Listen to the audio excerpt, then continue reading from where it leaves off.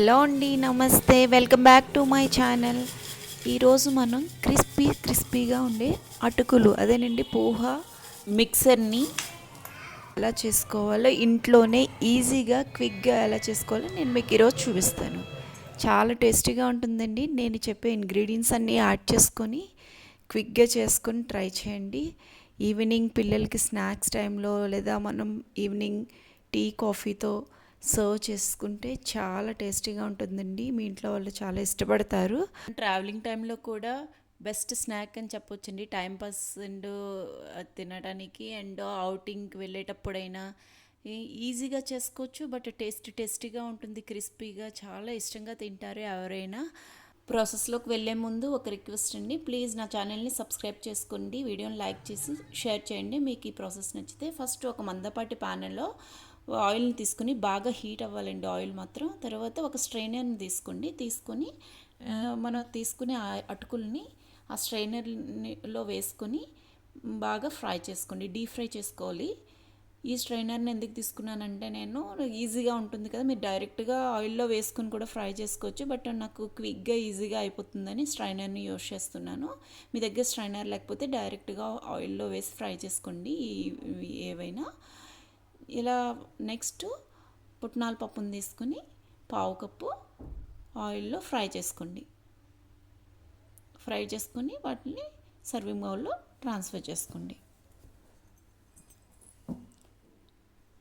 Next చూడండి, నేను కొన్ని క్యాష్యూ తీసుకొని ఫ్రై చేసుకొని వాటిని కూడా మిక్సింగ్ బౌల్లో యాడ్ చేసుకున్నాను.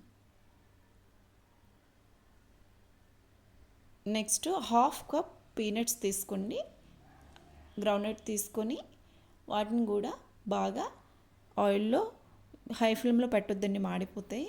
లో ఆర్ మీడియం ఫ్లేమ్లో పెట్టుకొని దోరగా వేయించుకోండి, ఎర్రగా వచ్చే వరకు. వీటిని కూడా మిక్సింగ్ బౌల్లో ట్రాన్స్ఫర్ చేసుకుంటున్నాను.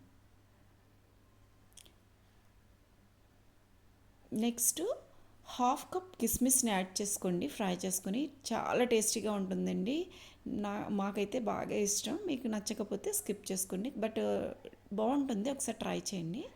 Next 3 table spoons of sesame seeds కూడా యాడ్ చేసుకోండి, నువ్వుల్ని ఫ్రై చేసుకొని. అండ్ అరకప్పు కరివేపాకుని, కర్రీ లీవ్స్ని కూడా యాడ్ చేసుకోండి, ఫ్రై చేసుకొని. ఇవన్నీ ఒక మిక్సింగ్ బౌల్లో ట్రాన్స్ఫర్ చేసుకొని వీటిలో ఇప్పుడు రుచికి తగ్గ సాల్ట్ని యాడ్ చేసుకోండి.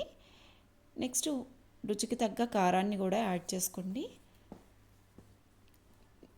Half tablespoon jeera powder, half tablespoon chaat masala, half tablespoon turmeric powder, పసుపును కూడా యాడ్ చేసుకొని మనం యాడ్ చేసిన ఇంగ్రీడియంట్స్ అన్నీ బాగా మిక్స్ అయ్యేటట్టు మనం చేత్తో టాస్ చేసుకుంటూ బాగా కలుపుకోండి. చూడండి, yummy tasty poha mixer ready అయిపోయింది. ఇప్పుడు మీ పిల్లలకైనా పెద్దలకైనా సర్వ్ చేస్తే వాళ్ళు మిమ్మల్ని ష్యూర్గా అప్రిషియేట్ చేస్తారు. చాలా టేస్టీగా ఉంటుంది. ఇంకెందుకు ఆలస్యం, మీరు కూడా మీ ఇంట్లో ఒకసారి ఈ స్నాక్ని ట్రై చేసి సర్వ్ చేయండి అండ్ నా కామెంట్ సెక్షన్లో తెలియజేయండి టేస్ట్ ఎలా వచ్చిందో. Thanks for watching my videos. Please like and subscribe to my channel. Thank you.